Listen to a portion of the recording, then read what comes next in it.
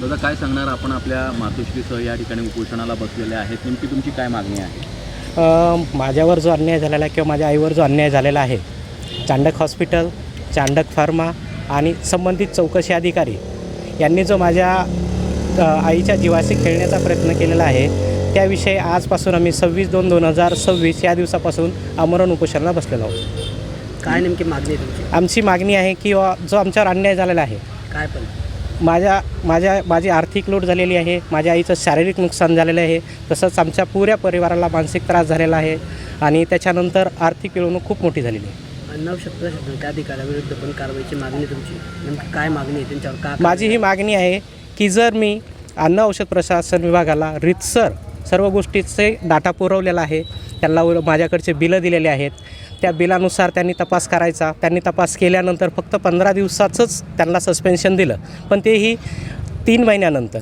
जर हे 15 दिवसाचं सस्पेन्शन असेल तर न्याय कोणाकडे मागायचा? कारण याच्यामध्ये खूप मोठा फ्रॉड आहे. कारण माझ्या आईच्या नावानं जे बिल आहेत तेच एक दुसऱ्या महिलेच्या नावानं बिल आहेत. त्या बिलांवर सिरियल नंबर 1 आहे, बिल नंबर 1 आहे, टॅबलेट 1 आहे, वेळ 1 आहे, अमाऊंट 1 आहे. जर एवढ्या गोष्टी असतील असे 27 बिलं आहेत, असे 27 बिल आहेत. बरं, त्या ज्या बिलावर त्यांचं नाव आहे, माझ्या आईचं नाव आहे, पण त्या बिलांच्या अगेन्स्ट मी जे पेमेंट केलं आहे त्याचे UTR नंबरसुद्धा माझ्यासोबत आहेत, त्या बिलांचं प्रिस्क्रिप्शन माझ्यासोबत आहे. तर ते बिलं खोटे कसं काय असू शकता? अन्न औषध प्रशासनाचं असं म्हणणं आहे की तुम्ही ओरिजिनल बिलं सबमिट करा. आता काय मागणी आहे? आमची अशी मागणी आहे की संबंधित हॉस्पिटल, त्याच्यानंतर मेडिकल आणि संबंधित अधिकारी यांची संबंधित अधिकाऱ्याची कार्यालयीन चौकशी लावावी आणि संबंधित मेडिकल व हॉस्पिटलवर कायदेशीर कारवाई करावी. तुम्ही म्हणतात की ओरिजिनल जी बिलं आहेत ते मागणी करत आहेत, तुम्ही सबमिट का नाही करत? त्याचं कारण चांडक हॉस्पिटलनं मला रिम्बर्समेंटसाठी फाईल द्या असं मागून घेतली आणि ते बिलं त्यांनी जमा करून घेतले, पण त्याच्या फोटोकॉपीज आणि मोबाईलमध्ये माझ्याकडं पूर्ण कॉपीज काढलेल्या आहेत. ते त्यांनी मला परत दिले नाही, त्यांनी दुसरेच बिलं मला परत दिले.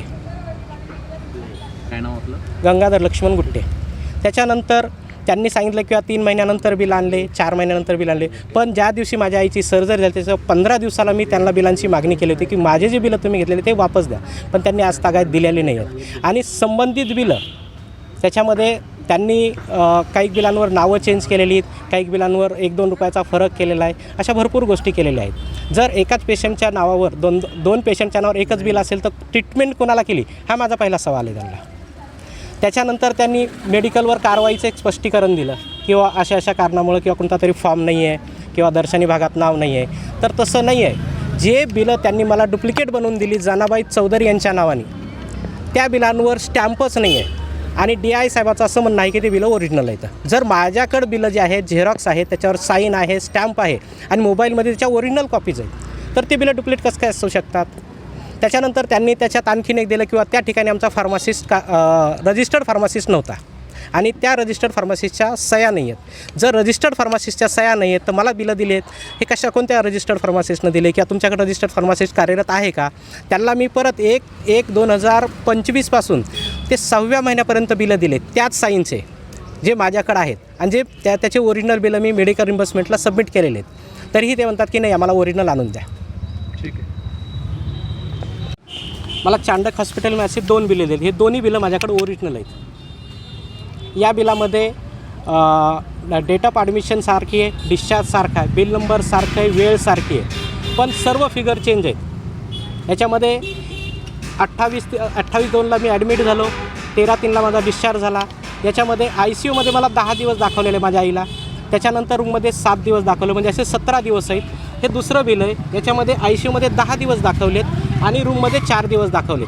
हा सगळ्यात मोठा फ्रॉड आहे, कारण मी ज्या दिवशी ॲडमिट झालो तोच आहे हा प्रकार. त्याच्यानंतर यांनी हे बिल करेक्शन करण्यासाठी मग व्हिजिट चार्जेस एका बिलामध्ये 14 दिवस आहेत, दुसऱ्या बिलामध्ये 4 दिवस आहेत. त्याच्यानंतर मेडिकल इक्विपमेंट चार्जेस या बिलामध्ये 7 दिवस आहेत. या बिलामध्ये 4 दिवस आहेत.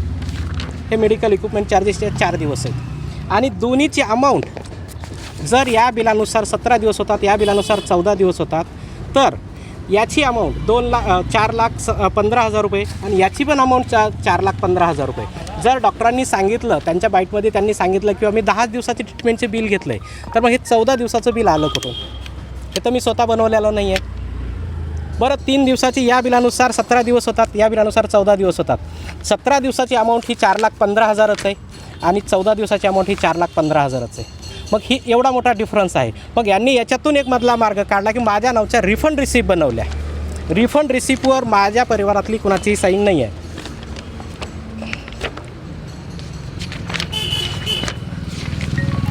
ही रिफंड रिसिप्ट 50,000ची माझ्या नावावर बनवली. याच्यावर कुठंही माझी साईन नाही. मला कुठल्या स्वरूपात त्यांनी परत दिले हे पण आजपर्यंत सांगितलेलं नाही आहे. त्याच्यानंतर आणखीन एक रिसिप्ट बनवली 4,750ची. हेही पैसे त्यांनी कुणाला दिले हे मला माहीत नाही आहे. त्याच्यानंतर आज मला DI ऑफिसनं जे बिलं सादर केलीत त्याच्यामध्ये ज्या सह्या आहेत, ज्या रजिस्टर्ड फार्मसीच्या सह्या आहेत, आता हे बिलं त्यांनी दिलेले त्याच्यावरच्या सह्या आणि त्या सह्यांमध्ये डिफरन्स आहे. मग हा रजिस्टर्ड फार्मासिस्ट आहे का तो रजिस्टर्ड फार्मासिस्ट आहे? जर DI सांगतं की यांच्याकडे रजिस्टर्ड फार्मासिस्ट त्या पिरियडमध्ये नव्हता, तर मग कोणत्या बिलावरच्या सह्या ओरिजिनल आहेत आणि कोणते बिलं ओरिजिनल आहेत हे मला विचारायचं आहे DI ऑफिसला. असंही म्हटलेलं आहे की तुम्हाला जे काही तुम्ही बिलं सादर केलेली आहेत, डॉक्टरांचं असंही म्हणणं आहे की तुम्हाला पॅकेज देण्यात आलं होतं. सर, पॅकेजचा प्रश्नच नाही याच्यात, कारण मेडिकल मी भरतोय, सगळ्या याचे पैसे मी भरतोय.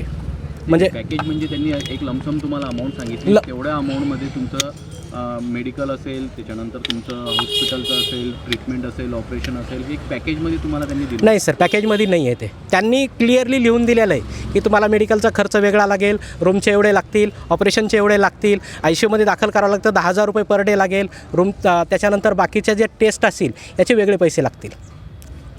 काय मागणी म्हणजे डॉक्टरांना काय डॉक्टरांवर कायदेशीर कारवाई व्हायला पाहिजे, मेडिकलवरही कायदेशीर कारवाई व्हायला पाहिजे आणि संबंधित अधिकाऱ्याची कार्यालयीन चौकशी करून त्याला तात्पुरत्या स्वरूपात निलंबित करायला, जोपर्यंत त्याची चौकशी होत नाही तोपर्यंत त्याला निलंबित करायला पाहिजे. तोपर्यंत तुमचं उपोषण सुरू राहील? जोपर्यंत मला न्याय भेटणार नाही तोपर्यंत माझी आई उपोषणाला राहील इथं.